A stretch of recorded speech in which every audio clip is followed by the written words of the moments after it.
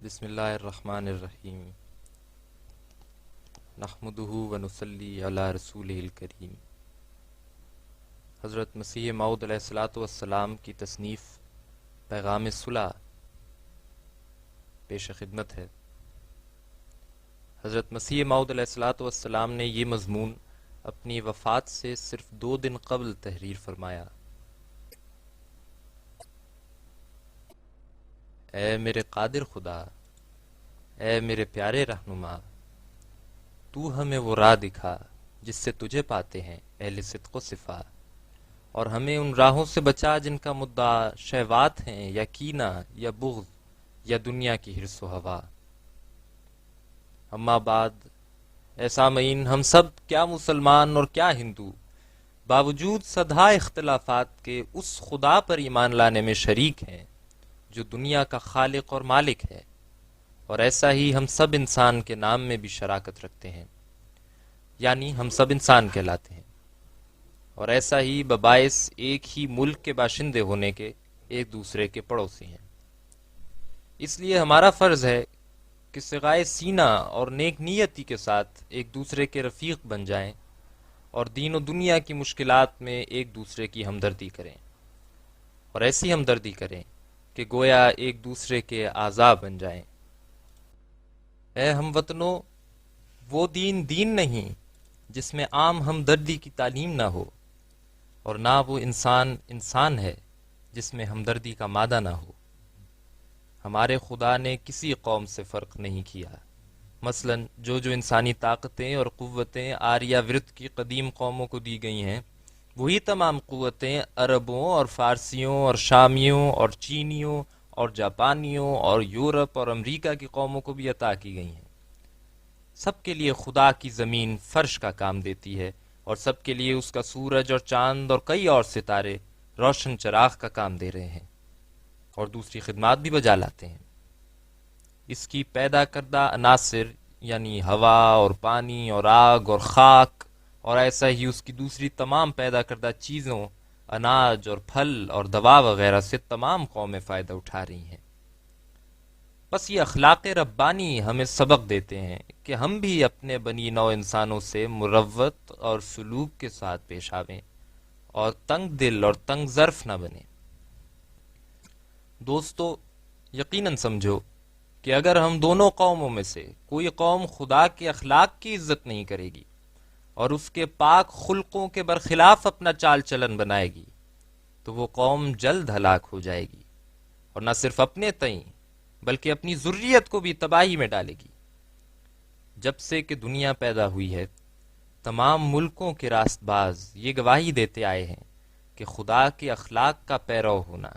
انسانی بقا کے لیے ایک آب حیات ہے،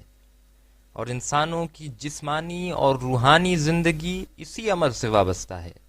کہ وہ خدا کے تمام مقدس اخلاق کی پیروی کرے جو سلامتی کا چشمہ ہے۔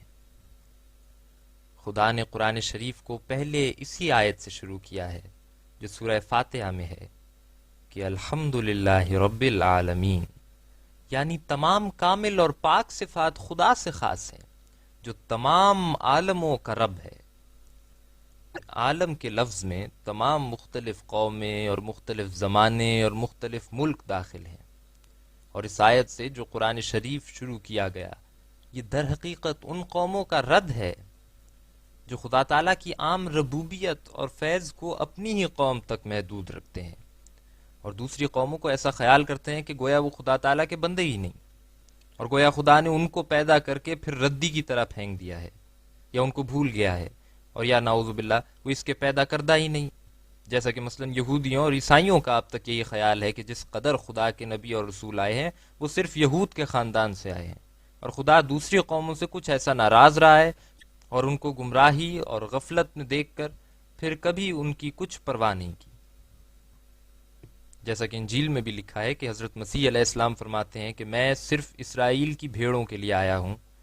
اس جگہ ہم ایک فرض محال کے طور پر کہتے ہیں کہ خدائی کا دعویٰ کر کے پھر ایسا تنگ خیالی کا کلمہ بڑے تعجب کی بات ہے۔ کیا مسیح صرف اسرائیلیوں کا خدا تھا اور دوسری قوموں کا خدا نہ تھا جو ایسا کلمہ اس کے منہ سے نکلا کہ مجھے دوسری قوموں کی اصلاح اور ہدایت سے کچھ غرض نہیں؟ غرض یہودیوں اور عیسائیوں کا یہی مذہب ہے کہ تمام نبی اور رسول انہی کے خاندان سے آتے رہے ہیں اور انہی کے خاندان میں خدا کی کتابیں اترتی رہی ہیں، اور پھر موجب عقیدہ عیسائیوں کے وہ سلسلہ الہام اور وحی کا حضرت عیسیٰ علیہ السلام پر ختم ہو گیا اور خدا کے الہام پر مہر لگ گئی۔ انہی خیالات کے پابند آریہ صاحبان بھی پائے جاتے ہیں،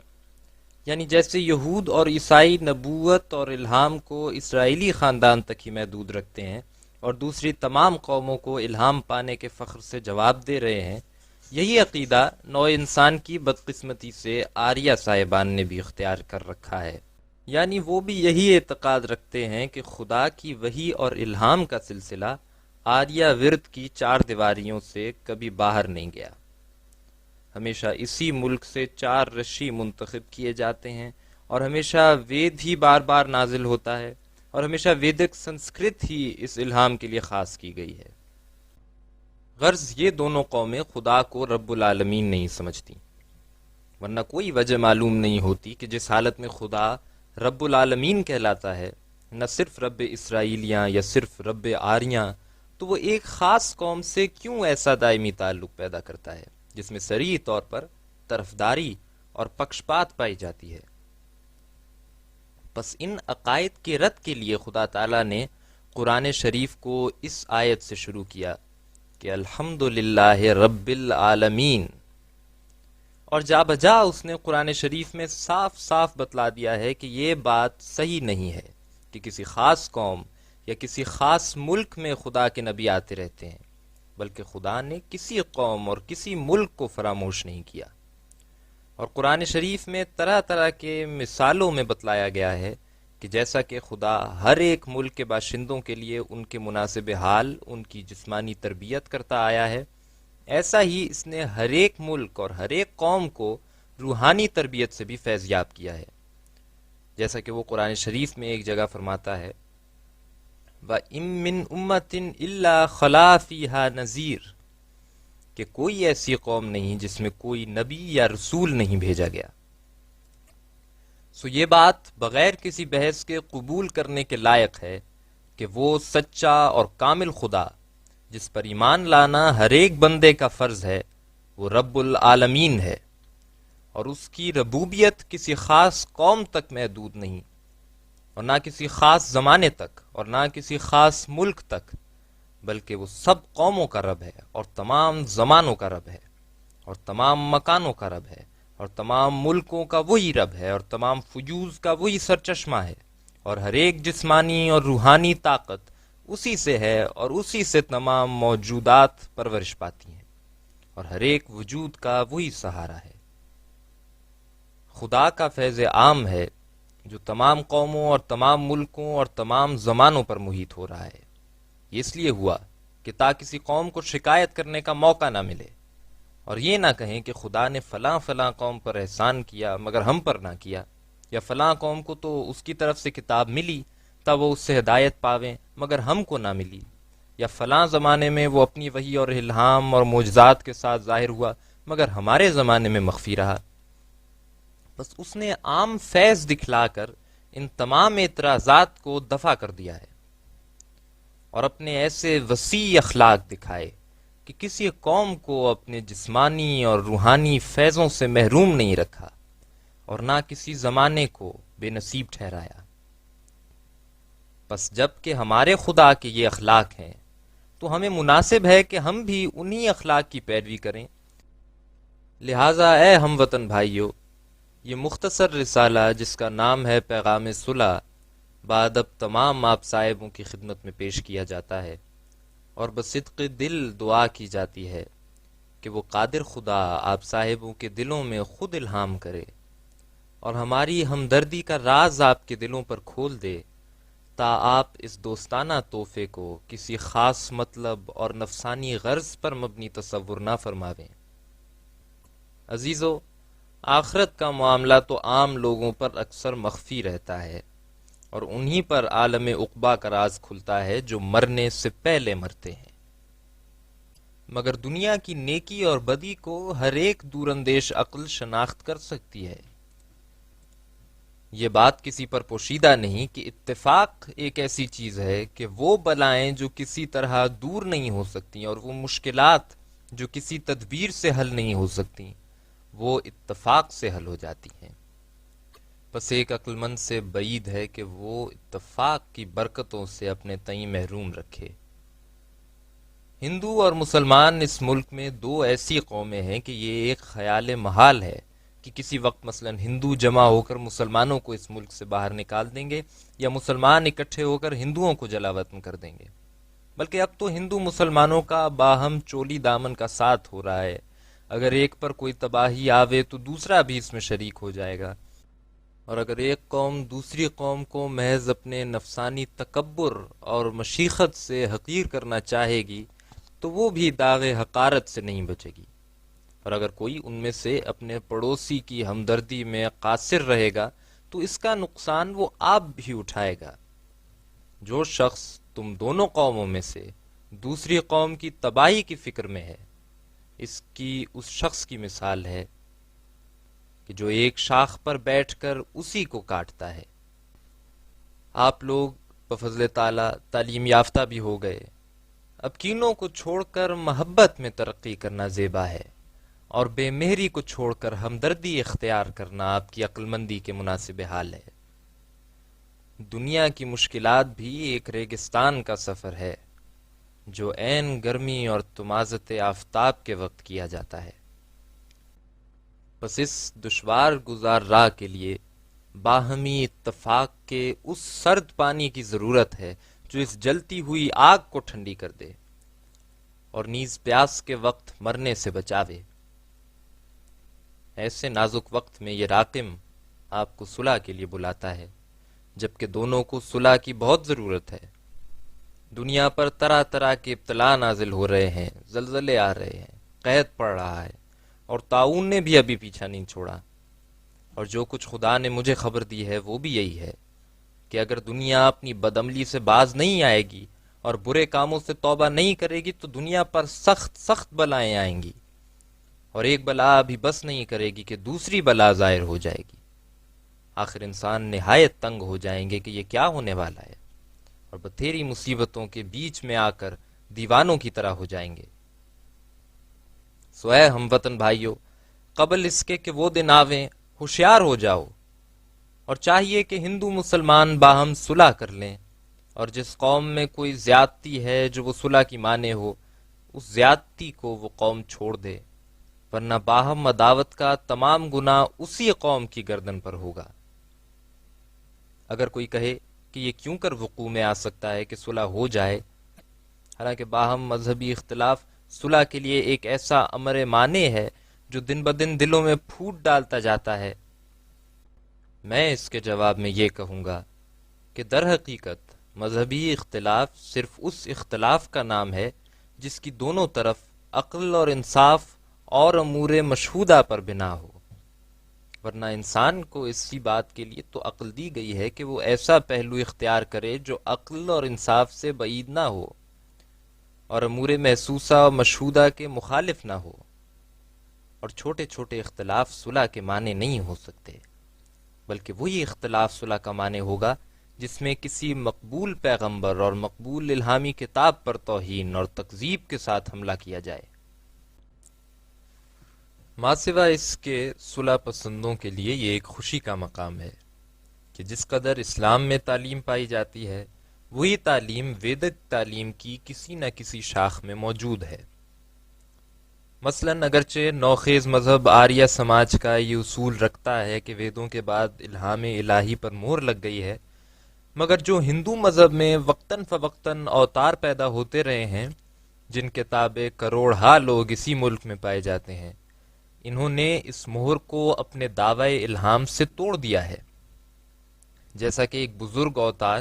جو اس ملک اور نیز بنگالہ میں بڑی بزرگی اور عظمت کے ساتھ مانے جاتے ہیں، جن کا نام سری کرشن ہے، وہ اپنے ملہم ہونے کا دعویٰ کرتے ہیں، اور ان کے پیرو نہ صرف ان کو ملہم بلکہ پرمیشر کر کے مانتے ہیں۔ مگر اس میں شک نہیں کہ سری کرشن اپنے وقت کا نبی اور اوتار تھا، اور خدا اس سے ہم کلام ہوتا تھا۔ ایسا ہی اس آخری زمانے میں ہندو صاحبوں کی قوم میں سے بابا نانک صاحب ہیں، جن کی بزرگی کی شہرت اس تمام ملک میں زبان زد عام ہے، اور جن کی پیروی کرنے والی اس ملک میں وہ قوم ہے جو سکھ کہلاتے ہیں، جو 20 لاکھ سے کم نہیں ہے۔ بابا صاحب اپنی جنم ساکھیوں اور گرنتھ میں کھلے کھلے طور پر الہام کا دعویٰ کرتے ہیں، یہاں تک کہ ایک جگہ وہ اپنی ایک جنم ساکھی میں لکھتے ہیں کہ مجھے خدا کی طرف سے الہام ہوا ہے کہ دین اسلام سچا ہے۔ اسی بنا پر انہوں نے حج بھی کیا اور تمام اسلامی عقائد کی پابندی اختیار کی، اور بلا شبہ یہ بات ثابت ہے کہ ان سے کرامات اور نشان بھی صادر ہوئے ہیں، اور اس بات میں کچھ شک نہیں ہو سکتا کہ بابا نانک ایک نیک اور برگزیدہ انسان تھے، اور ان لوگوں میں سے تھا جن کو خدا عز و جل اپنی محبت کا شربت پلاتا ہے۔ وہ ہندوؤں میں صرف اس بات کی گواہی دینے کے لیے پیدا ہوا تھا کہ اسلام خدا کی طرف سے ہے۔ جو شخص اس کے وہ تبرکات دیکھے جو ڈیرہ نانک میں موجود ہیں، جن میں بڑے زور سے اس نے کلمہ لا الہ الا اللہ محمد الرسول اللہ کی گواہی دی ہے، اور پھر وہ تبرکات دیکھے جو بمقام گرد ہر سہائے ضلع فیروز پور میں موجود ہیں، جن میں ایک قرآن شریف بھی ہے، تو کس کو اس بات میں شک ہو سکتا ہے کہ وہ بابا نانک صاحب نے اپنے پاک دل اور پاک فطرت اور اپنے پاک مجاہدے سے اس راز کو معلوم کر لیا تھا جو ظاہری پنڈتوں پر پوشیدہ رہا، اور انہوں نے الہام کا دعویٰ کر کے اور خدا کی طرف سے نشان اور کرامات دکھلا کر اس عقیدے کا خوب کھنڈن اور رد کر دیا جو کہا جاتا ہے کہ وید کے بعد کوئی الہام نہیں اور نہ نشان ظاہر ہوتے ہیں۔ بلا شبہ بابا نانک صاحب کا وجود ہندوؤں کے لیے خدا کی طرف سے ایک رحمت تھی، اور یوں سمجھو کہ وہ ہندو مذہب کا آخری اوتار تھا جس نے اس نفرت کو دور کرنا چاہا تھا جو اسلام کی نسبت ہندوؤں کے دلوں میں تھی۔ لیکن اس ملک کی یہ بھی بدقسمتی ہے کہ ہندو مذہب نے بابا نانک صاحب کی تعلیم سے کچھ فائدہ نہیں اٹھایا، بلکہ پنڈتوں نے ان کو دکھ دیا کہ کیوں وہ اسلام کی تعریف جا بجا کرتا ہے۔ وہ ہندو مذہب اور اسلام میں صلح کرانے آیا تھا، مگر افسوس کہ اس کی تعلیم پر کسی نے توجہ نہیں کی۔ اگر اس کے وجود اور اس کی پاک تعلیموں سے کچھ فائدہ اٹھایا جاتا تو آج ہندو اور مسلمان سب ایک ہوتے۔ ہائے افسوس، ہمیں اس تصور سے رونا آتا ہے کہ ایسا نیک آدمی دنیا میں آیا اور گزر بھی گیا، مگر نادان لوگوں نے اس کے نور سے کچھ روشنی حاصل نہیں کی۔ بہرحال وہ اس بات کو ثابت کر گیا کہ خدا کی وحی اور اس کا الہام کبھی منقطع نہیں ہوتا، اور خدا کے نشان اس کے برگزیدوں کے ذریعے سے ہمیشہ ظاہر ہوتے رہتے ہیں، اور اس بات کی گواہی دے گیا کہ اسلام کی دشمنی نور کی دشمنی ہے۔ ایسا ہی میں بھی اس بات میں صاحب تجربہ ہوں کہ خدا کی وحی اور خدا کا الہام ہرگز اس زمانے سے منقطع نہیں کیا گیا، بلکہ جیسا خدا پہلے بولتا تھا اب بھی بولتا ہے، اور جیسا کہ پہلے سنتا تھا اب بھی سنتا ہے۔ یہ نہیں کہ اب وہ صفات قدیمہ اس کی معطل ہو گئی ہیں۔ میں تخمیناً 30 برس سے خدا کے مکالمے اور مخاطبے سے مشرف ہوں، اور میرے ہاتھ پر اس نے اپنے صدہا نشان دکھائے ہیں جو ہزارہا گواہوں کے مشاہدے میں آ چکے ہیں اور کتابوں اور اخباروں میں شائع ہو چکے ہیں، اور کوئی ایسی قوم نہیں جو کسی نہ کسی نشان کی گواہ نہ ہو۔ اب باوجود اس قدر متواتر شہادتوں کے، یہ تعلیم آریہ سماج کی جو خامخواہ ویدوں کی طرف منسوب کی جاتی ہے کیوں کر قبول کرنے کے لائق ہے کہ وہ کہتے ہیں کہ تمام سلسلہ خدا کے کلام اور الہام کا ویدوں پر ختم ہو چکا ہے، اور پھر بعد اس کے صرف قصوں پر مدار ہے، اور اسی اپنے عقیدے کو ہاتھ میں لے کر وہ لوگ کو کہتے ہیں کہ ویدوں کے سوا جس قدر دنیا میں کلام الہی کے نام پر کتابیں موجود ہیں وہ سب نعوذ باللہ انسانوں کے افتراء ہیں، حالانکہ وہ کتابیں وید سے بہت زیادہ اپنی سچائی کا ثبوت پیش کرتی ہیں، اور خدا کی نصرت اور مدد کا ہاتھ ان کے ساتھ ہے، اور خدا کے فوق العادت نشان ان کی سچائی پر گواہی دیتے ہیں۔ پھر کیا وجہ ہے کہ وید تو خدا کا کلام مگر وہ کتابیں خدا کا کلام نہیں؟ اور چونکہ خدا کی ذات عمیق در عمیق اور نہاں در نہاں ہے، اس لیے عقل بھی اس بات کو چاہتی ہے کہ وہ اپنے وجود کے ثابت کرنے کے لیے صرف ایک کتاب پر کفایت نہ کرے، بلکہ مختلف ملکوں میں سے نبی منتخب کر کے اپنا کلام اور الہام ان کو عطا کرے، تا انسان ضعیف البنیان جو جل تر شبہات میں گرفتار ہو سکتا ہے، دولت قبول سے محروم نہ رہے۔ اور اس بات کو عقل سلیم ہرگز قبول کرنے کے لیے تیار نہیں ہے کہ وہ خدا جو تمام دنیا کا خدا ہے، جو اپنے آفتاب سے مشرق اور مغرب کو روشن کرتا ہے اور اپنی میہ سے ہر ایک ملک کو ہر ایک ضرورت کے وقت سیراب فرماتا ہے، وہ نعوذ باللہ روحانی تربیت میں ایسا تنگ دل اور بخیل ہے کہ ہمیشہ کے لیے ایک ہی ملک اور ایک ہی قوم اور ایک ہی زبان اس کو پسند آ گئی ہے، اور میں سمجھ نہیں سکتا کہ یہ کس قسم کی منطق اور کس نوع کا فلسفہ ہے کہ پرمیشر ہر ایک آدمی کی دعا اور پرارتھنا کو اس کی زبان میں سمجھ تو سکتا ہے اور نفرت نہیں کرتا، مگر اس بات سے سخت نفرت کرتا ہے کہ بجز ویدک سنسکرت کے کسی اور زبان میں دلوں پر الہام کرے۔ یہ فلاسفی یا ودودیا اس سربستہ معمے کی طرح ہے جو اب تک کوئی انسان اس کو حل نہیں کر سکا۔ میں وید کو اس بات سے منزہ سمجھتا ہوں کہ اس نے کبھی اپنے کسی صفحے پر ایسی تعلیم شائع کی ہو کہ جو نہ صرف خلاف عقل ہو بلکہ پرمیشر کی پاک ذات پر بخل اور پکشپات کا داغ لگاتی ہو۔ بلکہ حقیقت یہ ہے کہ کسی الہامی کتاب پر ایک زمانہ دراز گزر جاتا ہے تو اس کے پیرو کچھ تو بباعث نادانی کے اور کچھ بباعث اغراض نفسانی کے ساون یا عمدن اس کتاب پر اپنی طرف سے حاشیے چڑھا دیتے ہیں، اور چونکہ حاشیہ چڑھانے والے متفرق خیالات کے لوگ ہوتے ہیں، اس لیے ایک مذہب سے صدہا مذاہب پیدا ہو جاتے ہیں۔ اور یہ عجیب بات ہے کہ جس طرح آریہ صاحبان یہ عقیدہ رکھتے ہیں کہ ہمیشہ آریہ خاندانوں اور آریہ ورت تک ہی الہام الہی کا سلسلہ محدود رہا ہے، اور ہمیشہ ویدک سنسکرت ہی الہام الہی کے لیے خاص رہی ہے اور وہ پرمیشر کی زبان ہے،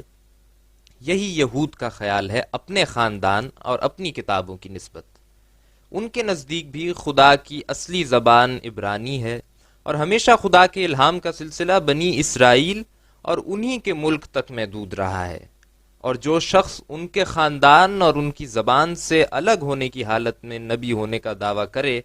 اس کو وہ نعوذ باللہ جھوٹا خیال کرتے ہیں۔ بس کیا یہ توارد تعجب انگیز نہیں ہے کہ ان دونوں قوموں نے اپنے اپنے بیان میں ایک ہی خیال پر قدم مارا ہے؟ اسی طرح دنیا میں اور بھی کئی فرقے ہیں جو اسی خیال کے پابند ہیں، جیسے پارسی، جو اپنے مذہب کی بنیاد وید سے کئی ارب سال پہلے بتلاتے ہیں۔ اس سے معلوم ہوتا ہے کہ یہ خیال کہ ہمیشہ کے لیے اپنے ملک اور اپنے خاندان اور اپنی کتابوں کی زبان کو ہی خدا کی وحی اور الہام سے مخصوص کیا گیا ہے، محض تعصب اور کمی معلومات سے پیدا ہوا ہے۔ چونکہ پہلے زمانے دنیا پر ایسے گزرے ہیں کہ ایک قوم دوسری قوم کے حالات سے اور ایک ملک دوسرے ممالک کے وجود سے بکلی بے خبر تھی۔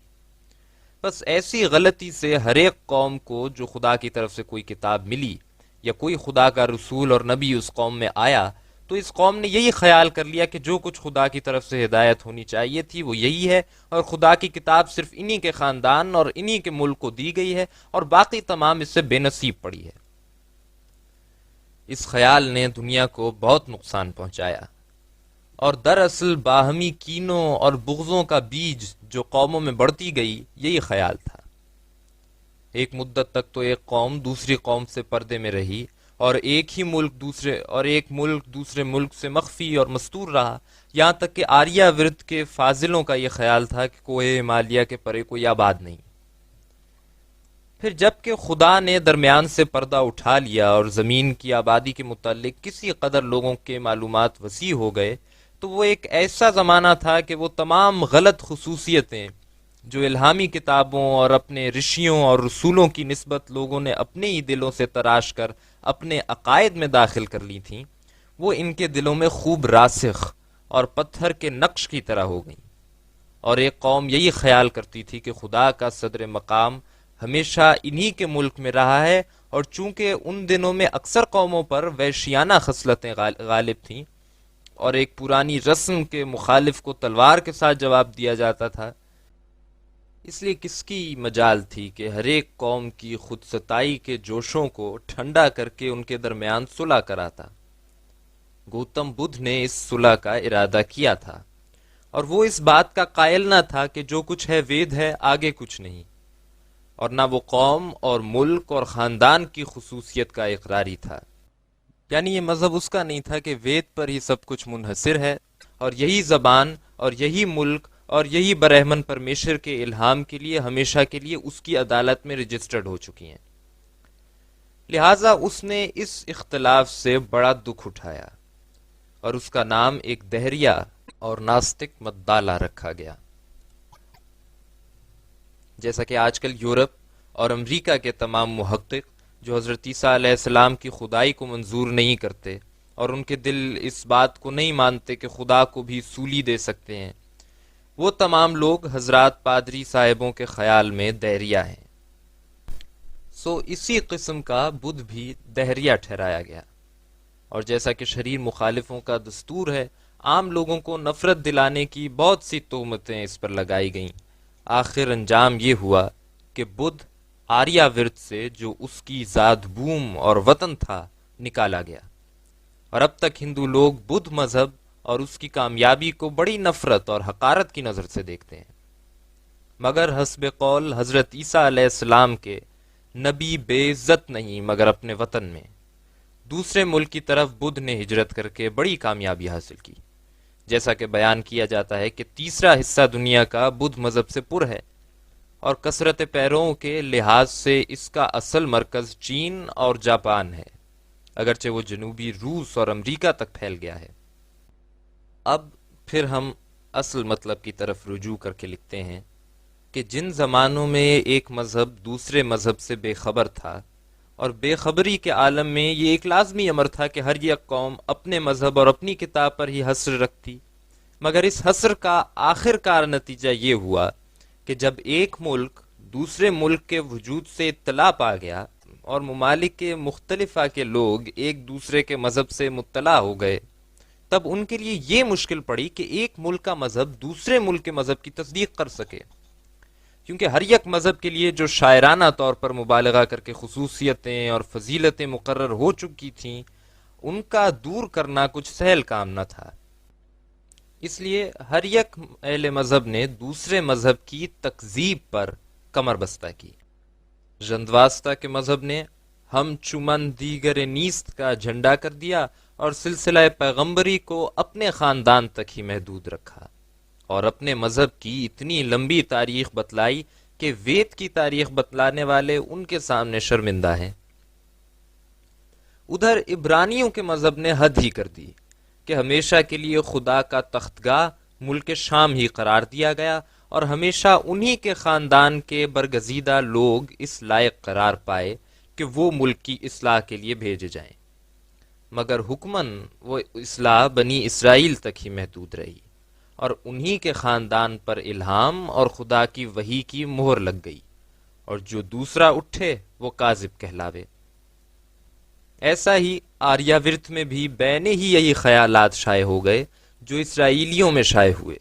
اور ان کے عقیدے کی روح سے پرمیشر صرف آریہ ورت کا ہی راجہ ہے، اور راجہ بھی ایسا جس کو دوسرے ملکوں کی خبر ہی نہیں، اور بغیر کسی دلیل کے یہ مانا جاتا ہے کہ جب سے پرمیشر ہے اس کو آریہ ورت کی ہی آب و ہوا پسند آ گئی ہے، وہ ہرگز چاہتا نہیں کہ دوسرے ملکوں میں بھی کبھی دورہ کرے اور کبھی ان بیچاروں کی بھی خبر لے جن کو وہ پیدا کر کے بھول گیا۔ دوستو، برائے خدا یہ سوچ کر دیکھو کہ کیا یہ عقائد ایسے ہیں جن کو انسانی فطرت قبول کر سکتی ہے، یا کوئی کانشنس اس کو اپنے اندر جگہ دے سکتا ہے؟ میں نہیں سمجھتا کہ یہ کس قسم کی عقل مندی ہے کہ ایک طرف خدا کو تمام دنیا کا خدا ماننا، اور پھر اسی منہ سے یہ بھی کہنا کہ وہ تمام دنیا کی ربوبیت کرنے سے دستکش ہے، اور صرف ایک خاص قوم اور ایک خاص ملک پر اس کی نظر رحم ہے۔ عقل مندو، خود انصاف کرو کہ کیا خدا کے جسمانی قانون قدرت میں اس کی کوئی شہادت ملتی ہے؟ پھر اس کا روحانی قانون کیوں ایسی طرفداری پر مبنی ہے؟ اور اگر عقل سے کام لیا جائے تو ہر ایک کام کی بھلائی یا برائی اس کے نتیجے سے بھی معلوم ہو سکتی ہے۔ بس مجھے اس بات کے بیان کرنے کی ضرورت نہیں کہ خدا کے ان بزرگ نبیوں کی حد تک اور ان کو گالیاں دینا جن کی غلامی اور اطاعت کے حلقے میں ہر طبقے کے کروڑ انسان داخل ہیں، اس کا نتیجہ کیسا ہے اور انجام کار اس کا پھل کیا ہے، کیونکہ کوئی ایسی قوم نہیں کہ جو ایسے نتیجے کو کچھ نہ کچھ دیکھ نہ چکی ہو۔ اے عزیزو، قدیم تجربے اور بار بار کی آزمائش نے اس امر کو ثابت کر دیا ہے کہ مختلف قوموں کے نبیوں اور رسولوں کو توہین سے یاد کرنا اور ان کو گالیاں دینا ایک ایسی زہر ہے کہ نہ صرف انجام کار جسم کو ہلاک کرتی ہے بلکہ روح کو بھی ہلاک کر کے دین اور دنیا دونوں کو تباہ کرتی ہے۔ وہ ملک آرام سے زندگی بسر نہیں کر سکتا جس کے باشندے ایک دوسرے کے رہبر دین کی عیب شماری اور ازالہ حیثیت عرفی میں مشغول ہوں، اور ان قوموں میں ہرگز سچا اتفاق نہیں ہو سکتا جن میں سے ایک قوم یا دونوں ایک دوسرے کے نبی یا رشی اور اوتار کو بدی یا بد زبانی کے ساتھ یاد کرتے رہتے ہیں۔ اپنے نبی یا پیشوا کی حد تک سن کر کس کو جوش نہیں آتا؟ خاص کر مسلمان ایک ایسی قوم ہے کہ وہ اگرچہ اپنے نبی کو خدا یا خدا کا بیٹا تو نہیں بناتی، مگر جناب صلی اللہ علیہ وسلم کو ان تمام برگزیدہ انسانوں سے بزرگ تر جانتے ہیں کہ جو ماں کے پیٹ سے پیدا ہوئے۔ بس ایک سچے مسلمان سے صلح کرنا کسی حالت میں بجز اس صورت کے ممکن نہیں کہ ان کے پاک نبی کی نسبت جب گفتگو ہو تو بجز تعظیم اور پاک الفاظ کے یاد نہ کیا جائے۔ اور ہم لوگ دوسری قوموں کے نبیوں کی نسبت ہرگز بد زبانی نہیں کرتے، بلکہ ہم یہی عقیدہ رکھتے ہیں کہ جس قدر دنیا میں مختلف قوموں کے لیے نبی آئے ہیں اور کروڑہا لوگوں نے ان کو مان لیا ہے اور دنیا کے کسی ایک حصے میں ان کی محبت اور عظمت جاگزیں ہو گئی ہے اور ایک زمانہ دراز اس محبت اور اعتقاد پر گزر گیا ہے، تو بس یہی ایک دلیل ان کی سچائی کے لیے کافی ہے، کیونکہ اگر وہ خدا کی طرف سے نہ ہوتے تو یہ قبولیت کروڑہا لوگوں کے دلوں میں نہ پھیلتی۔ خدا اپنے مقبول بندوں کی عزت دوسروں کو ہرگز نہیں دیتا، اور اگر کوئی کاذب ان کی کرسی پر بیٹھنا چاہے تو جلد تباہ ہوتا ہے اور ہلاک کیا جاتا ہے۔ اس بنا پر ہم وید کو بھی خدا کی طرف سے مانتے ہیں اور اس کے رشیوں کو بزرگ اور مقدس سمجھتے ہیں، اگرچہ ہم دیکھتے ہیں کہ وید کی تعلیم پورے طور پر کسی فرقے کو خدا پرست نہیں بنا سکی اور نہ بنا سکتی تھی،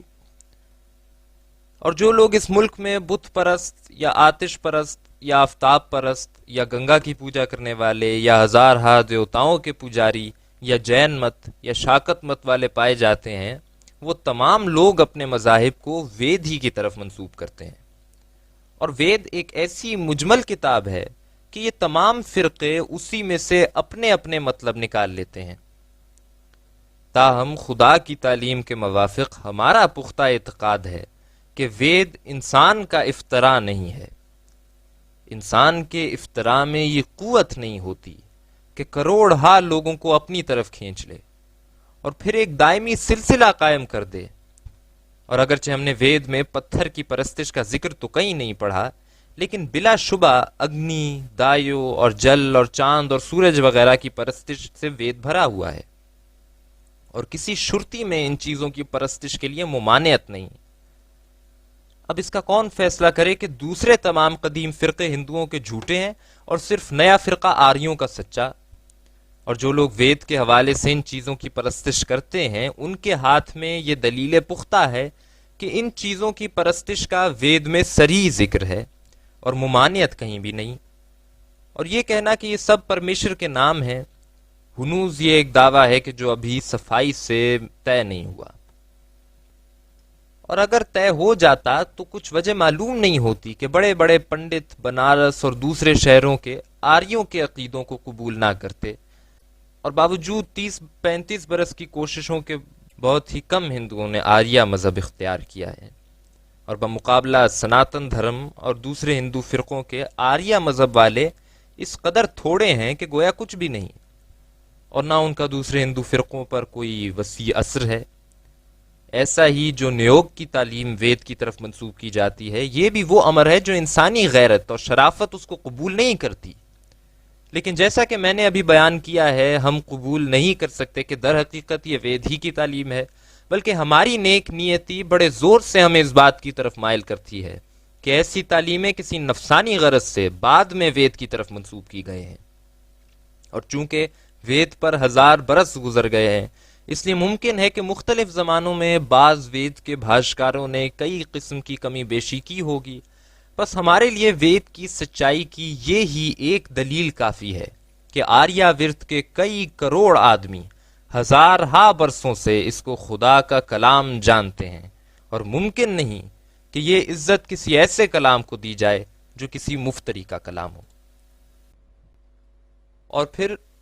جبکہ ہم باوجود ان تمام مشکلات کے خدا سے ڈر کر وید کو خدا کا کلام جانتے ہیں، اور جو کچھ اس کی تعلیم میں غلطیاں ہیں وہ وید کے بھاشکاروں کی غلطیاں سمجھتے ہیں،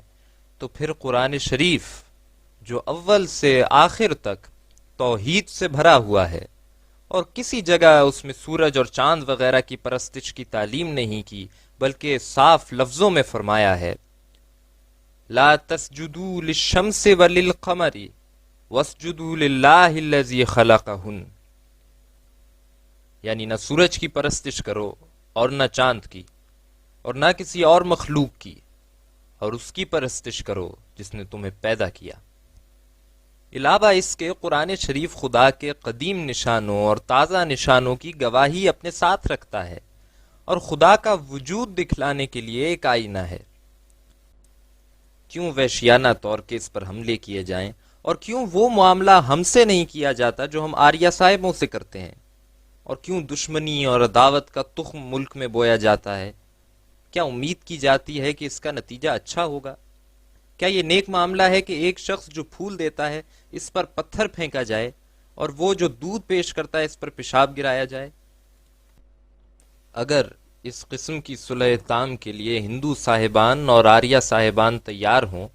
کہ وہ ہمارے نبی صلی اللہ علیہ وسلم کو خدا کا سچا نبی مان لیں اور آئندہ توہین اور تکذیب چھوڑ دیں، تو میں سب سے پہلے اس اقرار نامے پر دستخط کرنے پر تیار ہوں کہ ہم احمدی سلسلے کے لوگ ہمیشہ وید کے مصدق ہوں گے، اور وید اور اس کے رشیوں کا تعظیم اور محبت سے نام لیں گے، اور اگر ایسا نہ کریں گے تو ایک بڑی رقم تاوان کی جو 3 لاکھ روپے سے کم نہیں ہوگی ہندو صاحبوں کی خدمت میں ادا کریں گے۔ اور اگر ہندو صاحبان دل سے ہمارے ساتھ صفائی کرنا چاہتے ہیں تو وہ بھی ایسا ہی اقرار لکھ کر اس پر دستخط کر دیں، اور اس کا مضمون بھی یہ ہوگا کہ ہم حضرت محمد مصطفیٰ رسول اللہ صلی اللہ علیہ وسلم کی رسالت اور نبوت پر ایمان لاتے ہیں، اور آپ کو سچا نبی اور رسول سمجھتے ہیں، اور آئندہ آپ کو ادب اور تعظیم کے ساتھ یاد کریں گے جیسا کہ ایک ماننے والے کے مناسب حال ہے۔ اور اگر ہم ایسا نہ کریں تو ایک بڑی رقم تاوان کی جو 3 لاکھ روپے سے کم نہیں ہوگی احمدی سلسلے کے پیش رو کی خدمت میں پیش کریں گے۔ یاد رہے کہ ہماری احمدی جماعت اب 4 لاکھ سے کچھ کم نہیں ہے، اس لیے ایسے بڑے کام کے لیے 3 لاکھ روپے چندہ کوئی بڑی بات نہیں ہے، اور جو لوگ ہماری جماعت سے ابھی باہر ہیں دراصل وہ سب پراگندہ تباہ اور پراگندہ خیال ہیں، کسی ایسے لیڈر کے ماتحت وہ لوگ نہیں ہیں جو ان کے نزدیک واجب الاطاعت ہے، اس لیے میں ان کی نسبت کچھ نہیں کہہ سکتا۔ ابھی تو وہ لوگ مجھے بھی کافر اور دجال قرار دیتے ہیں، لیکن میں امید رکھتا ہوں کہ جب ہندو صاحبان میرے ساتھ ایسا معاہدہ کر لیں گے تو یہ لوگ بھی ہرگز ایسی بیجا حرکت کے مرتکب نہیں ہوں گے کہ ایسی مہذب قوم کی کتاب اور رشیوں کو برے الفاظ سے یاد کر کے حضرت صلی اللہ علیہ وسلم کو گالیاں دلائیں۔ ایسی گالیاں تو در حقیقت انہی لوگوں کی طرف منسوب کی جائیں گی جو اس حرکت کے مرتکب ہوں گے، اور چونکہ ایسی حرکت حیا اور شرافت کے برخلاف ہے، اس لیے میں امید نہیں رکھتا کہ اس معاہدے کے بعد وہ لوگ اپنی زبان کھولیں، لیکن یہ ضروری ہوگا کہ معاہدے کی تحریر کو پختہ کرنے کے لیے دونوں فریق کے 10-10 ہزار سمجھدار لوگوں کے اس پر دستخط ہوں۔ پیارو، صلح جیسی کوئی بھی چیز نہیں، آؤ ہم اس معاہدے کے ذریعے سے ایک ہو جائیں اور ایک قوم بن جائیں۔ آپ دیکھتے ہیں کہ باہمی تکذیب سے کس قدر پھوٹ پڑ گئی ہے، اور ملک کو کس قدر نقصان پہنچتا ہے۔ آؤ اب یہ بھی آزما لو کہ باہمی تصدیق کی کس قدر برکات ہیں۔ بہترین طریق صلح کا یہی ہے، ورنہ کسی دوسرے پہلو سے صلح کرنا ایسا ہی ہے کہ جیسا کہ ایک پھوڑے کو جو شفاف اور چمکتا ہوا نظر آتا ہے اسی حالت میں چھوڑ دیں اور اس کی ظاہری چمک پر خوش ہو جائیں، حالانکہ اس کے اندر سڑی ہوئی اور بدبودار پیپ موجود ہو۔ مجھے اس جگہ ان باتوں کا ذکر کرنے سے کچھ غرض نہیں کہ وہ نفاق اور فساد جو ہندو اور مسلمانوں میں آج کل بڑھتا جاتا ہے، اس کی وجہ صرف مذہبی اختلافات تک محدود نہیں ہے، بلکہ دوسری اغراض اس کی وجہ ہیں جو دنیا کی خواہشوں اور معاملات سے متعلق ہیں۔ مثلا ہندوؤں کی ابتدا سے یہ خواہش ہے کہ گورنمنٹ اور ملک کے معاملات میں ان کا دخل ہو، یا کم سے کم یہ ملک داری کے معاملات میں ان کی رائے لی جائے اور گورنمنٹ ان کی ہر یک شکایت کو توجہ سے سنے، اور بڑے بڑے گورنمنٹ کے عہدے انگریزوں کی طرح ان کو بھی ملا کریں۔ مسلمانوں سے یہ غلطی ہوئی کہ ہندوؤں کی ان کوششوں میں شریک نہ ہوئے اور خیال کیا کہ ہم تعداد میں کم ہیں، اور یہ سوچا کہ ان تمام کوششوں کا اگر کچھ فائدہ ہے تو وہ ہندوؤں کے لیے ہے نہ کہ مسلمانوں کے لیے۔ اس لیے نہ صرف شراکت سے دستکش رہے بلکہ مخالفت کر کے ہندوؤں کی کوشش کے سد راہ ہوئے، جس سے رنجش بڑھ گئی۔ میں تسلیم کرتا ہوں کہ ان وجہ سے بھی اصل عداوت پر حاشیے چڑھ گئے ہیں، مگر میں ہرگز تسلیم نہیں کروں گا کہ اصل وجہ یہی ہے، اور مجھے ان صاحبوں سے اتفاق رائے نہیں ہے جو کہتے ہیں کہ ہندو مسلمانوں کی باہمی عداوت اور نفاق کا باعث مذہبی تنازعات نہیں ہیں، اصل تنازعات پولیٹیکل ہیں۔ یہ بات ہر یک شخص بآسانی سمجھ سکتا ہے کہ مسلمان اس بات سے کیوں ڈرتے ہیں کہ اپنے جائز حقوق کے مطالبات میں ہندوؤں کے ساتھ شامل ہو جائیں، اور کیوں آج تک ان کی کانگریس کی شمولیت سے انکار کرتے رہے ہیں، اور کیوں آخرکار ہندوؤں کی درستی رائے محسوس کر کے ان کے قدم پر قدم رکھا مگر الگ ہو کر، اور ان کے مقابل پر ایک مسلم انجمن قائم کر دی مگر ان کی شراکت کو قبول نہ کیا۔ صاحبو، اس کا باعث دراصل مذہب ہی ہے، اس کے سوا کچھ نہیں۔ اگر آج وہی ہندو کلمہ طیبہ لا الہ الا اللہ محمد الرسول اللہ پڑھ کر مسلمانوں سے آ کر بغلگیر ہو جائیں، یا مسلمان ہی ہندو بن کر اگنی وایو وغیرہ کی پرستش وید کے حکم کے موافق شروع کر دیں اور اسلام کو الوداع کہہ دیں، تو جن تنازعات کا نام اب پولیٹیکل رکھتے ہیں وہ ایک دم میں ایسے معدوم ہو جائیں کہ گویا کبھی نہ تھے۔ بس اس سے ظاہر ہے کہ تمام بغضوں اور کینوں کی جڑ دراصل اختلاف مذہب ہے۔ یہی اختلاف مذہب قدیم سے جب انتہا تک پہنچتا رہا ہے تو خون کی ندیاں بہاتا رہا ہے۔ اے مسلمانوں، جب کہ ہندو صاحبان تمہیں بوجہ اختلاف مذہب کے ایک غیر قوم جانتے ہیں اور تم بھی اس وجہ سے ان کو ایک غیر قوم خیال کرتے ہو، بس جب تک اس سبب کا ازالہ نہ ہوگا کیوں کر تم میں اور ان میں سچی صفائی پیدا ہو سکتی ہے۔ ہاں ممکن ہے کہ منافقانہ طور پر باہم چند روز کے لیے میل جول بھی ہو جائے، مگر وہ دلی صفائی جس کو در حقیقت صفائی کہنا چاہیے صرف اسی حالت میں پیدا ہوگی جب کہ آپ لوگ وید اور وید کے رشیوں کو سچے دل سے خدا کی طرف سے قبول کر لوگے، اور ایسا ہی ہندو لوگ بھی اپنے بخل کو دور کر کے ہمارے نبی صلی اللہ علیہ وسلم کی نبوت کی تصدیق کر لیں گے۔ یاد رکھو اور خوب یاد رکھو کہ تم میں اور ہندو صاحبوں میں سچی صلح کرانے والا صرف یہی ایک اصول اور یہی ایک ایسا پانی ہے جو کدورتوں کو دھو دے گا، اور اگر وہ دن آ گئے ہیں کہ یہ دونوں بچھڑی ہوئی قومیں باہم مل جائیں تو خدا ان کے دلوں کو بھی اس بات کے لیے کھول دے گا جس کے لیے ہمارا دل کھول دیا ہے۔ مگر اس کے ساتھ ضروری ہوگا کہ ہندو صاحبان کے ساتھ سچی ہمدردی کے ساتھ پیش آؤ اور سلوک اور مروت کو اپنی عادت کرو، اور ایسے کاموں سے اپنے تئیں باز رکھو جن سے ان کو دکھ پہنچے، مگر وہ کام ہمارے مذہب میں نہ واجبات سے ہوں اور نہ فرائض مذہب سے۔ بس اگر ہندو صاحبان اپنے صدق دل سے ہمارے نبی صلی اللہ علیہ وسلم کو سچا نبی مان لیں اور ان پر ایمان لاویں تو یہ تفرقہ جو گائے کی وجہ سے ہے اس کو بھی درمیان سے اٹھا دیا جائے۔ جس چیز کو ہم حلال جانتے ہیں ہم پر واجب نہیں کہ ضرور اس کو استعمال بھی کریں۔ بہتری ایسی چیزیں ہیں کہ ہم حلال تو جانتے ہیں مگر کبھی ہم نے استعمال نہیں کی۔ ان سے سلوک اور احسان کے ساتھ پیش آنا ہمارے دین کی وصایا میں سے ایک وصیت ہے۔ خدا کو واحد لا شریک جاننا، بس ایک ضروری اور مفید کام کے لیے غیر ضروری کو ترک کرنا خدا کی شریعت کے مخالف نہیں۔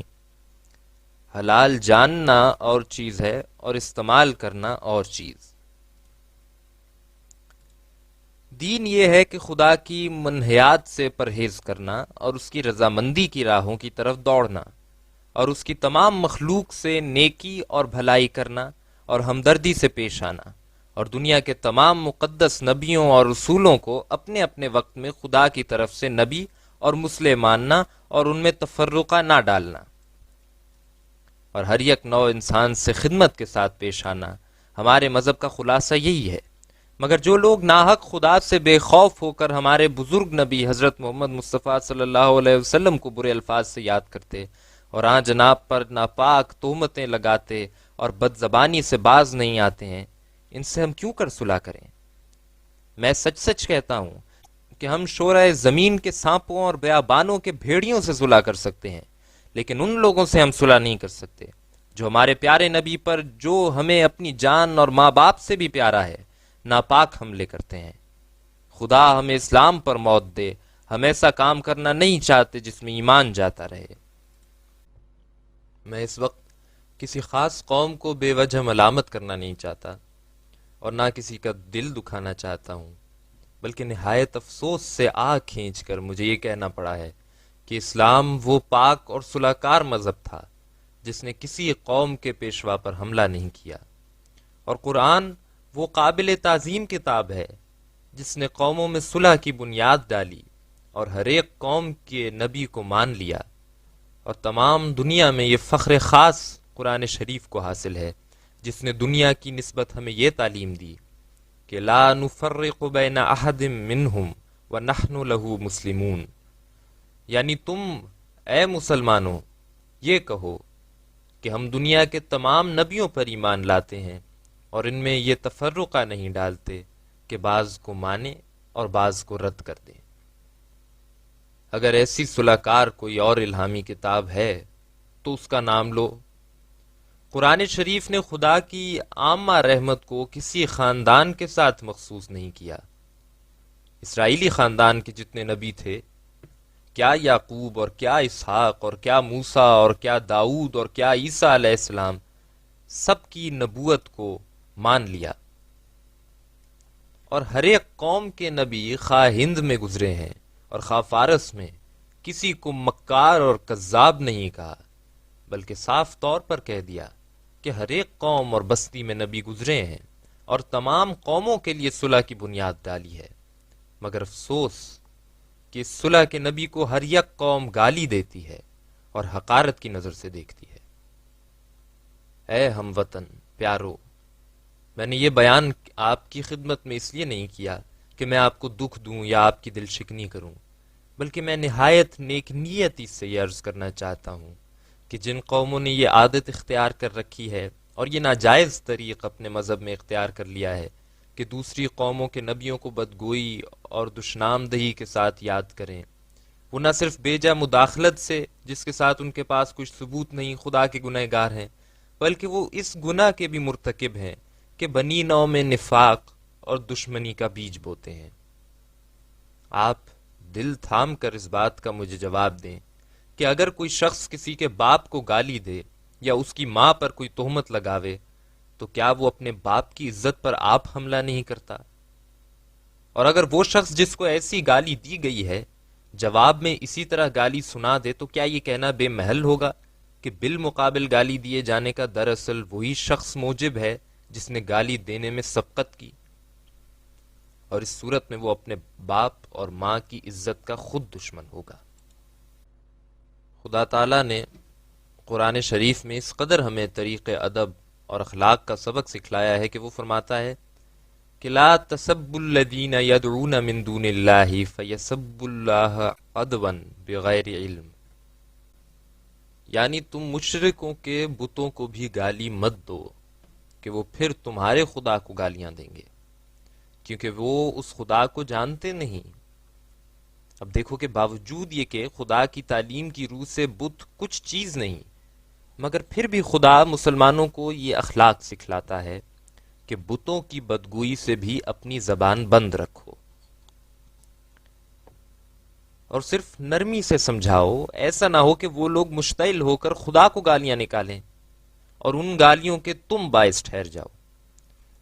پس ان لوگوں کا کیا حال ہے جو اسلام کے عظیم الشان نبی کو گالیاں دیتے اور توہین کے الفاظ سے اس کو یاد کرتے اور وحشیانہ طریقوں سے اس کی عزت اور چال چلن پر حملہ کرتے ہیں۔ وہ بزرگ نبی جس کا نام لینے سے اسلام کے عظیم الشان بادشاہ تخت سے اترتے ہیں اور اس کے احکام کے آگے سر جھکاتے اور اپنے تئیں اس کے ادنا غلاموں سے شمار کرتے ہیں، کیا یہ عزت خدا کی طرف سے نہیں؟ خدا داد عزت کے مقابل پر تحقیر کرنا ان لوگوں کا کام ہے جو خدا سے لڑنا چاہتے ہیں۔ حضرت محمد مصطفیٰ صلی اللہ علیہ وسلم خدا کے وہ برگزیدہ رسول ہیں جن کی تائید اور عزت ظاہر کرنے کے لیے خدا نے دنیا کو بڑے بڑے نمونے دکھائے ہیں۔ کیا یہ خدا کے ہاتھ کا کام نہیں جس میں 20 کروڑ انسانوں کا محمدی درگاہ پر سر جھکا رکھا ہے؟ اگرچہ ہر ایک نبی اپنی نبوت کی سچائی کے لیے کچھ ثبوت رکھتا تھا، لیکن جس قدر ثبوت آن جناب کی نبوت کے بارے میں جو آج تک ظاہر ہو رہے ہیں، ان کی نظیر کسی نبی میں نہیں پائی جاتی۔ آپ لوگ اس دلیل کو نہیں سمجھ سکتے کہ جب زمین گناہ اور پاپ سے پلید ہو جاتی ہے اور خدا کے ترازو میں بدکاریاں اور بدچلنیاں اور بے حاکیاں نیک کاموں سے بہت بڑھ جاتی ہیں، تب خدا کی رحمت تقاضا کرتی ہے کہ ایسے وقت میں کسی اپنے بندے کو بھیج کر زمین کے فسادوں کی اصلاح کی جائے۔ بیماری طبیب کو چاہتی ہے، اور آپ لوگ اس بات کے سمجھنے کے لیے سب سے زیادہ استعداد رکھتے ہیں، کیونکہ جیسا کہ بقول آپ صاحبوں کے وید ایسے وقت میں نہیں آیا جبکہ گناہ کا طوفان برپا تھا، بلکہ ایسے وقت میں آیا جبکہ زمین پر گناہ کا کوئی سیلاب نہ تھا۔ تو کیا آپ صاحبوں کی نظر میں یہ بات قیاس سے دور ہے کہ ایسے وقت میں کوئی نبی ظاہر ہو جبکہ گناہ کا تند سیلاب ہر ایک ملک میں اپنی تیز رفتار کے ساتھ جاری ہو؟ میں نہیں امید رکھتا کہ آپ لوگ اس تاریخی واقعے سے بے خبر ہوں گے کہ جب ہمارے رسول اللہ صلی اللہ علیہ وسلم نے مسند رسالت کو اپنے وجود سے عزت دی تو وہ زمانہ ایک ایسا تاریک زمانہ تھا کہ کوئی پہلو دنیا کی آبادی کا بد چلنی اور بدعقیدگی سے خالی نہ تھا۔ اور جیسا کہ پنڈت دیانند صاحب اپنی کتاب ستیارتھ پرکاش میں لکھتے ہیں، اس زمانے میں اس ملک آریہ ورت میں بھی بت پرستی نے خدا پرستی کی جگہ لے لی تھی، اور ویدک مذہب میں بہت سا بگاڑ ہو گیا تھا۔ ایسا ہی پادری فنڈل صاحب مصنف میزان الحق جو عیسائی مذہب کا سخت حامی ایک یورپین انگریز ہے، وہ اپنی کتاب میزان الحق میں لکھتا ہے کہ آن حضرت صلی اللہ علیہ وسلم کے وقت میں سب قوموں سے زیادہ بگڑی ہوئی عیسائی قوم تھی، اور ان کی بدچلنیاں عیسائی مذہب کی آر اور ننگ کا موجب تھیں، اور خود قرآن شریف بھی اپنے نزول کی ضرورت کے لیے یہ آیت پیش کرتا ہے، ظہر الفساد فی البر والبحر، یعنی جنگل بھی بگڑ گئے اور دریا بھی بگڑ گئے۔ اس آیت کا یہ مطلب ہے کہ کوئی قوم خواہ وحشیانہ حالت رکھتی تھی اور خواہ عقل مندی کا دعویٰ کرتی ہیں، فساد سے خالی نہیں۔ اب جبکہ تمام شہادتوں سے بھی ثابت ہوتا ہے کہ آن حضرت صلی اللہ علیہ وسلم کے زمانے کے لوگ کیا مشرقی اور کیا مغربی اور کیا آریہ ورت کے رہنے والے اور کیا عرب کے ریگستان کے باشندے اور کیا جزیروں میں اپنی سکونت رکھنے والے سب کے سب بگڑ گئے تھے، اور ایک بھی نہیں تھا جس کا خدا کے ساتھ تعلق صاف ہوتا، اور بدعملیوں نے زمین کو ناپاک کر دیا تھا، تو کیا ایک عقل مند کو یہ بات سمجھ نہیں آ سکتی کہ یہ وہی وقت ہے اور وہی زمانہ تھا جس کی نسبت عقل تجویز کر سکتی ہے کہ ایسے تاریک زمانے میں ضرور کوئی عظیم الشان نبی آنا چاہیے تھا؟ رہا یہ سوال کہ اس نبی نے دنیا میں آ کر کیا اصلاح کی، اس سوال کا جواب جیسا کہ ایک مسلمان آن حضرت صلی اللہ علیہ وسلم کی اصلاح کے بارے میں دے سکتا ہے، میں زور سے کہتا ہوں کہ ایسا صاف اور مدلل جواب نہ کوئی عیسائی دے سکتا ہے اور نہ کوئی یہودی اور نہ کوئی آریہ۔ پہلا مقصد حضرت صلی اللہ علیہ وسلم کا عرب کی اصلاح تھی، اور عرب کا ملک اس زمانے میں ایسی حالت میں تھا کہ بمشکل کہہ سکتے ہیں کہ وہ انسان تھے۔ کون سی بدی تھی جو ان میں نہ تھی، اور کون سا شرک تھا جو ان میں رائج نہ تھا۔ چوری کرنا، ڈاکہ مارنا ان کا کام تھا، اور ناحق کا خون کرنا ان کے نزدیک ایک ایسا معمولی کام تھا جیسا کہ ایک چونٹی کو پیروں کے نیچے کچل دیا جائے۔ بچوں کو قتل کر کے ان کا مال کھا لیتے تھے، لڑکیوں کو زندہ بگور کرتے تھے،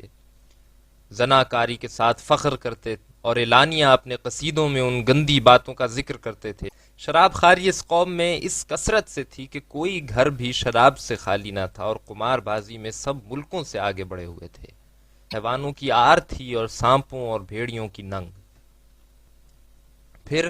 جب ہمارے نبی صلی اللہ علیہ وسلم ان کی اصلاح کے لیے کھڑے ہوئے اور اپنی باطنی توجہ سے ان کے دلوں کو صاف کرنا چاہا، تو ان میں تھوڑے ہی دنوں میں ایسی تبدیلی پیدا ہو گئی کہ وہ وحشیانہ حالت سے انسان بنے، اور پھر انسان سے مہذب انسان، اور مہذب انسان سے باخدا انسان، اور آخر خدا تعالیٰ کی محبت میں ایسے محو ہو گئے کہ انہوں نے ایک بے حس عضو کی طرح ہر ایک دکھ کو برداشت کیا۔ وہ انواع اقسام کی تکالیف سے عذاب دیے گئے، اور سخت بے دردی سے تازیانوں سے مارے گئے، اور جلتی ہوئی ریت میں لٹائے گئے، اور قید کیے گئے، اور بھوکے پیاسے رکھ کر ہلاکت تک پہنچائے گئے، مگر انہوں نے ہر ایک مصیبت کے وقت آگے قدم رکھا، اور بہتیرے ان میں ایسے تھے کہ ان کے سامنے ان کے بچے قتل کیے گئے، اور بہتیرے ایسے تھے کہ بچوں کے سامنے وہ سولی دیے گئے، اور جس صدق سے انہوں نے خدا کی راہ میں جانیں دیں، اس کا تصور کر کے رونا آتا ہے۔ اگر ان کے دلوں پر یہ خدا کا تصرف اور اس کے نبی کی توجہ کا اثر نہ تھا، تو پھر وہ کیا چیز تھی جس نے ان کو اسلام کی طرف کھینچ لیا، اور ایک فوق العادت تبدیلی پیدا کر کے ان کو ایسے شخص کے آستانے پر گرنے کی رغبت دی کہ جو بے کس اور مسکین اور بے زری کی حالت میں مکے کی گلیوں میں اکیلا اور تنہا پھرتا تھا۔ آخر کوئی روحانی طاقت تھی جو ان کو سفلی مقام سے اٹھا کر اوپر کو لے گئی، اور عجیب تر بات یہ ہے کہ اکثر ان کی کفر کی حالت میں آن حضرت صلی اللہ علیہ وسلم کے جانی دشمن اور آن جناب کے خون کے پیاسے تھے۔ بس میں تو اس سے بڑھ کر کوئی معجزہ نہیں سمجھتا کہ کیوں کر ایک غریب مفلس تنہا بے کس نے ان کے دلوں کو ہر یک کینے سے پاک کر کے اپنی طرف کھینچ لیا، یہاں تک کہ وہ فخریہ لباس پھینک کر اور ٹاٹ پہن کر خدمت میں حاضر ہو گئے۔ بعض ناسمجھ جو اسلام پر جہاد کا الزام لگاتے ہیں اور کہتے ہیں کہ یہ سب لوگ جبرن تلوار سے مسلمان کیے گئے تھے، افسوس ہزار افسوس کہ وہ اپنی بے انصافی اور حق پوشی میں حد سے گزر گئے ہیں۔ ہائے افسوس ان کو کیا ہو گیا کہ وہ عمدن صحیح واقعات سے منہ پھیر لیتے ہیں۔ ہمارے نبی صلی اللہ علیہ وسلم عرب کے ملک میں ایک بادشاہ کی حیثیت سے ظہور فرما نہیں ہوئے تھے، تا یہ گمان کیا جاتا کہ چونکہ وہ بادشاہی جبروت اور شوکت اپنے ساتھ رکھتے تھے، اس لیے لوگ جان بچانے کے لیے ان کے جھنڈے کے نیچے آ گئے تھے۔ بس سوال تو یہ ہے کہ جب کہ آپ کے لیے اپنی غریبی اور مسکینی اور تنہائی کی حالت میں خدا کی توحید اور اپنی نبوت کے بارے میں منادی شروع کی تھی، تو اس وقت کس تلوار کے خوف سے لوگ آپ پر ایمان لے آئے تھے؟ اور اگر ایمان نہیں لائے تھے تو پھر جبر کرنے کے لیے کس بادشاہ سے کوئی لشکر مانگا گیا تھا اور مدد طلب کی گئی تھی؟ اے حق کے طالبو، تم یقیناً سمجھو کہ یہ سب باتیں ان لوگوں کی افتراء ہیں جو اسلام کے سخت دشمن ہیں۔ تاریخ کو دیکھو کہ حضرت صلی اللہ علیہ وسلم وہی ایک یتیم لڑکا تھا جس کا باپ پیدائش سے چند دن بعد ہی فوت ہو گیا، اور ماں صرف چند ماہ کا بچہ چھوڑ کر مر گئی تھی۔ تب وہ بچہ جس کے ساتھ خدا کا ہاتھ تھا، بغیر کسی کے سہارے کے خدا کی پناہ میں پرورش پاتا رہا، اور اس مصیبت اور یتیمی کے ایام میں بعض لوگوں کی بکریاں بھی چرائیں، اور بجز خدا کے کوئی متکفل نہ تھا، اور 25 برس تک پہنچ کر بھی کسی چچا نے بھی آپ کو اپنی لڑکی نہ دی، کیونکہ جیسا کہ بظاہر نظر آتا تھا آپ اس لائق نہ تھے کہ خانہ داری کے اخراجات کے متحمل ہو سکیں، اور نیز محض امی تھے اور کوئی حرفہ اور پیشہ نہیں جانتے تھے۔ پھر جب آپ صلی اللہ علیہ وسلم 40 برس کے سن تک پہنچے تو یک دفعہ آپ کا دل خدا کی طرف کھینچا گیا، ایک غار مکہ سے چند میل کے فاصلے پر ہے جس کا نام ہرا ہے۔ آپ اکیلے وہاں جاتے اور غار کے اندر چھپ جاتے اور اپنے خدا کو یاد کرتے۔ ایک دن اسی غار میں آپ پوشیدہ طور پر عبادت کر رہے تھے، تب خدا تعالیٰ آپ پر ظاہر ہوا اور آپ کو حکم ہوا کہ دنیا نے خدا کی راہ کو چھوڑ دیا ہے اور زمین گناہ سے آلودہ ہو گئی ہے، اس لیے میں تجھے اپنا رسول بنا کر بھیجتا ہوں۔ اب تو اور لوگوں کو متنبہ کر کہ وہ عذاب سے پہلے خدا کی طرف رجوع کریں۔ اس حکم کے سننے سے آپ ڈرے کہ میں ایک امی یعنی ناخواندہ آدمی ہوں، اور عرض کیا کہ میں پڑھنا نہیں جانتا۔ تب خدا نے آپ کے سینے میں تمام روحانی علوم بھر دیے اور آپ کے دل کو روشن کر دیا۔ آپ کی قوت قدسیہ کی تاثیر سے غریب اور عاجز لوگ آپ کے حلقہ اطاعت میں آنے شروع ہو گئے، اور جو بڑے بڑے آدمی تھے انہوں نے دشمنی پر کمر باندھ لی، یہاں تک کہ آخر کار آپ کو قتل کرنا چاہا، اور کئی مرد اور کئی عورتیں بڑے عذاب کے ساتھ قتل کر دیے گئے۔ اور آخری حملہ یہ کیا کہ آن حضرت صلی اللہ علیہ وسلم کو قتل کرنے کے لیے آپ کے گھر کا محاصرہ کر لیا، مگر جس کو خدا بچاوے اس کو کون مارے؟ خدا نے آپ کو اپنی وحی سے اطلاع دی کہ آپ اس شہر سے نکل جاؤ اور میں ہر قدم میں تمہارے ساتھ ہوں گا۔ بس آپ شہر مکہ سے ابو بکر رضی اللہ تعالیٰ عنہ کو ساتھ لے کر نکل آئے اور 3 رات تک غار ثور میں چھپے رہے۔ دشمنوں نے تعاقب کیا اور ایک سراغ رسان کو لے کر غار تک پہنچے۔ اس شخص نے غار تک قدم کا نشان پہنچا دیا اور کہا کہ اس غار میں تلاش کرو، اس کے آگے قدم نہیں، اور اگر اس کے آگے گیا ہے تو پھر آسمان پر چڑھ گیا ہوگا۔ مگر خدا کی قدرت کے عجائبات کی کون حد بس کر سکتا ہے؟ خدا نے ایک ہی رات میں یہ قدرت نمائی کی کہ عنکبوت نے اپنی جالی سے غار کا تمام منہ بند کر دیا، اور ایک کبوتری نے غار کے منہ پر گھونسلہ بنا کر انڈے دے دیے۔ اور جب سراغ رسان نے لوگوں کو غار کے اندر جانے کی ترغیب دی تو ایک بڈھا آدمی بولا کہ یہ سراغ رسان تو پاگل ہو گیا ہے، میں تو اس جالی کو غار کے منہ پر اس زمانے سے دیکھ رہا ہوں جبکہ محمد صلی اللہ علیہ وسلم ابھی پیدا ہی نہیں ہوا تھا۔ اس بات کو سن کر سب لوگ منتشر ہو گئے اور غار کا خیال چھوڑ دیا۔ اس کے بعد حضرت صلی اللہ علیہ وسلم پوشیدہ طور پر مدینہ میں پہنچے، اور مدینہ کے اکثر لوگوں نے آپ کو قبول کر لیا۔ اس پر مکہ والوں کا غضب بھڑکا اور افسوس کیا کہ ہمارا شکار ہمارے ہاتھ سے نکل گیا۔ اور پھر کیا تھا، دن رات انہی منصوبوں میں لگے کہ کس طرح حضرت صلی اللہ علیہ وسلم کو قتل کر دیں، اور کچھ تھوڑا گروہ مکہ والوں کا کہ جو حضرت صلی اللہ علیہ وسلم پر ایمان لایا تھا وہ بھی مکہ سے ہجرت کر کے مختلف ممالک کی طرف چلے گئے۔ بعض نے حبشہ کے بادشاہ کی پناہ لے لی تھی، اور بعض مکہ میں ہی رہے کیونکہ وہ سفر کرنے کے لیے زیادہ راہ نہیں رکھتے تھے، اور وہ بہت دکھ دیے گئے۔ قرآن شریف میں ان کا ذکر ہے کہ کیوں کر وہ دن رات فریاد کرتے تھے۔ اور جب کفار قریش کا حد سے زیادہ ظلم بڑھ گیا اور انہوں نے غریب عورتوں اور یتیم بچوں کو قتل کرنا شروع کیا، اور بعض عورتوں کو ایسی بے دردی سے مارا کہ ان کی دونوں ٹانگیں 2 رسوں سے باندھ کر 2 اونٹوں کے ساتھ وہ رسے خوب جکڑ دیے، اور پھر ان اونٹوں کو 2 مختلف جہات میں دوڑایا،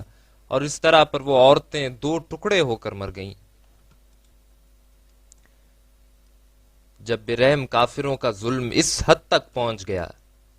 خدا نے جو آخر اپنے بندوں پر رحم کرتا ہے اپنے رسول پر اپنی وحی نازل کی کہ مظلوموں کی فریاد میرے تک پہنچ گئی، آج میں اجازت دیتا ہوں کہ تم بھی ان کا مقابلہ کرو، اور یاد رکھو کہ جو لوگ بے گناہ لوگوں پر تلوار اٹھاتے ہیں وہ تلوار سے ہی ہلاک کیے جائیں گے، مگر تم کوئی زیادتی مت کرو کہ خدا زیادتی کرنے والوں کو دوست نہیں رکھتا۔ یہ ہے حقیقت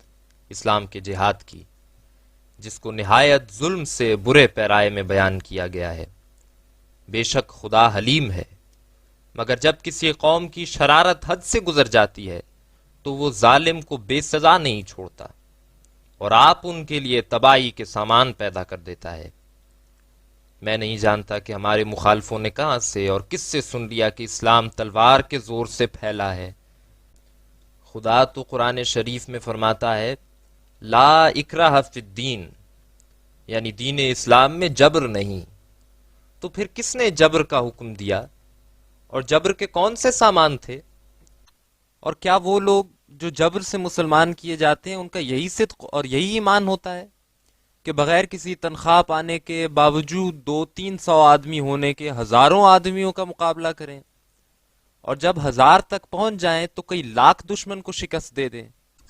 اور دین کو دشمن کے حملے سے بچانے کے لیے بھیڑوں بکریوں کی طرح سر کٹا دیں، اور اسلام کی سچائی پر اپنے خون سے مہریں کر دیں، اور خدا کی توحید کے پھیلانے کے لیے ایسے عاشق ہوں کہ درویشانہ طور پر سختی اٹھا کر افریقہ کے ریگستان تک پہنچیں اور اس ملک میں اسلام کو پھیلاویں، اور پھر ہر یک قسم کی صعوبت اٹھا کر چین تک پہنچیں، نہ جنگ کے طور پر بلکہ محض درویشانہ طور پر، اور اس ملک میں پہنچ کر دعوت اسلام کریں، جس کا نتیجہ یہ ہوا کہ ان کے بابرکت واز سے کئی کروڑ مسلمان اس زمین میں پیدا ہو جائیں، اور پھر ٹاٹ پوش درویشوں کے رنگ میں ہندوستان میں آئیں، اور بہت سے حصے آریہ ورت کو اسلام سے مشرف کر دیں، اور یورپ کی حدود تک لا الہ الا اللہ کی آواز پہنچا دیں۔ تم ایمانن کہو کہ کیا یہ کام ان لوگوں کا ہے جو جبرن مسلمان کیے جاتے ہیں، جن کا دل کافر اور زبان مومن ہوتی ہے؟ نہیں، بلکہ یہ ان لوگوں کے کام ہے جن کے دل نور ایمان سے بھر جاتے ہیں، اور جن کے دلوں میں خدا ہی خدا ہوتا ہے۔ پھر ہم اس طرف رجوع کرتے ہیں کہ اسلام کی تعلیم کیا ہے۔ واضح ہو کہ اسلام کا بڑا بھاری مقصد خدا کی توحید اور جلال زمین پر قائم کرنا، اور شرک کا بکلی استحصال کرنا، اور تمام متفرق فرقوں کو ایک کلمے پر قائم کر کے ان کو ایک قوم بنا دینا ہے۔ اور پہلے مذاہب جس قدر دنیا میں گزرے ہیں اور جس قدر نبی اور رسول آئے ہیں، ان کی نظر صرف اپنی قوم اور اپنے ملک تک محدود تھی، اور اگر انہوں نے کچھ اخلاق بھی سکھلائے تھے تو اس اخلاقی تعلیم سے ان کا مقصد اس سے زیادہ نہ تھا کہ اپنی ہی قوم کو ان کے اخلاق سے بہرہ یاب کریں۔ چنانچہ حضرت مسیح علیہ السلام نے صاف صاف کہہ دیا کہ میری تعلیم صرف بنی اسرائیل تک محدود ہے، اور جب ایک عورت نے جو اسرائیل خاندان میں داخل نہ تھی بڑی عاجزی سے ان سے ہدایت چاہی تو انہوں نے اس کو رد کر دیا، اور پھر وہ غریب عورت کتیا سے اپنے تئیں مشابہت دے کر دوبارہ ہدایت کی مستدعی ہوئی، تو وہی جواب اس کو ملا کہ میں صرف اسرائیل کی بھیڑوں کے لیے بھیجا گیا ہوں۔ آخر وہ چپ رہ گئی۔ مگر ہمارے نبی صلی اللہ علیہ وسلم نے کہیں نہیں کہا کہ میں صرف عرب کے لیے بھیجا گیا ہوں، بلکہ قرآن شریف میں یہ ہے قُلْ يَا أَيُّهَا النَّاسُ إِنِّي رَسُولُ اللَّهِ إِلَيْكُمْ جَمِيعًا، یعنی لوگوں سے کہہ دے کہ میں تمام دنیا کے لیے بھیجا گیا ہوں۔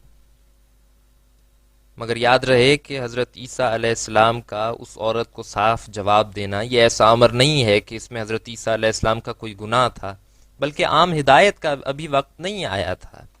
اور حضرت عیسیٰ علیہ السلام کو خدا کی طرف سے یہی حکم تھا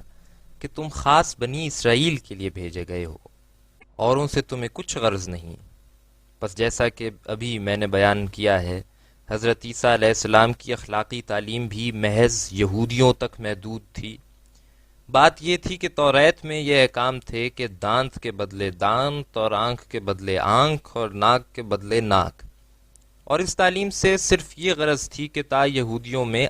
عدل کا مسئلہ قائم کیا جائے اور تعدی اور زیادتی سے روکا جائے، چونکہ بباعث اس کے کہ وہ 400 برس تک غلامی میں رہ چکے تھے، ان میں ظلم اور سفلا پن کی خصلتیں بہت پیدا ہو گئی تھیں۔ بس خدا کی حکمت نے یہ تقاضا کیا کہ جیسا کہ انتقام اور بدلہ لینے میں ان کی فطرتوں میں ایک تشدد تھا، اس کے دور کرنے کے لیے ایک تشدد کے ساتھ اخلاقی تعلیم پیش کی جائے۔ سو وہ اخلاقی تعلیم انجیل ہے جو صرف یہودیوں کے لیے ہے، نہ تمام دنیا کے لیے،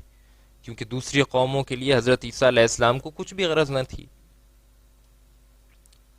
مگر واقعی بات یہ ہے کہ اس تعلیم میں جو حضرت عیسیٰ علیہ السلام نے پیش کی، صرف یہی نقص نہیں کہ وہ دنیا کی عام ہمدردی پر مبنی نہیں،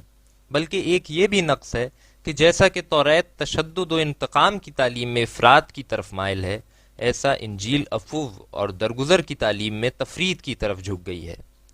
اور ان دونوں کتابوں نے انسانی درخت کی تمام شاخوں کا کچھ لحاظ نہیں کیا، بلکہ اس درخت کی ایک شاخ کو تو توریت پیش کرتی ہے اور دوسری شاخ انجیل کے ہاتھ میں ہے، اور دونوں تعلیمیں اعتدال سے گری ہوئی ہیں، کیونکہ جیسا کہ ہر وقت اور ہر موقع پر انتقام لینا اور سزا دینا قرین مصلحت نہیں، ایسا ہی ہر وقت اور ہر موقع پر عفو اور درگزر کرنا انسانی تربیت کے مصالحے سے بالکل مخالف ہے۔ اسی وجہ سے قرآن شریف نے ان دونوں تعلیموں کو رد کر کے یہ فرمایا، جزاء سیئۃ سیئۃ مثلھا فمن عفا واصلح فاجرہ علی اللہ، بدی کا بدلہ اسی قدر بدی ہے جو کی جائے، جیسا کہ توریت کی تعلیم ہے، مگر جو شخص عفو کرے جیسا کہ انجیل کی تعلیم ہے تو اس صورت میں وہ عفو مستحسن اور جائز ہوگی، جبکہ کوئی نیک نتیجہ اس کا مرتب ہو، اور جس کو معاف کیا گیا کوئی اصلاح اس کی عفو سے متصور ہو، ورنہ قانون یہی ہے جو توریت میں مذکور ہے۔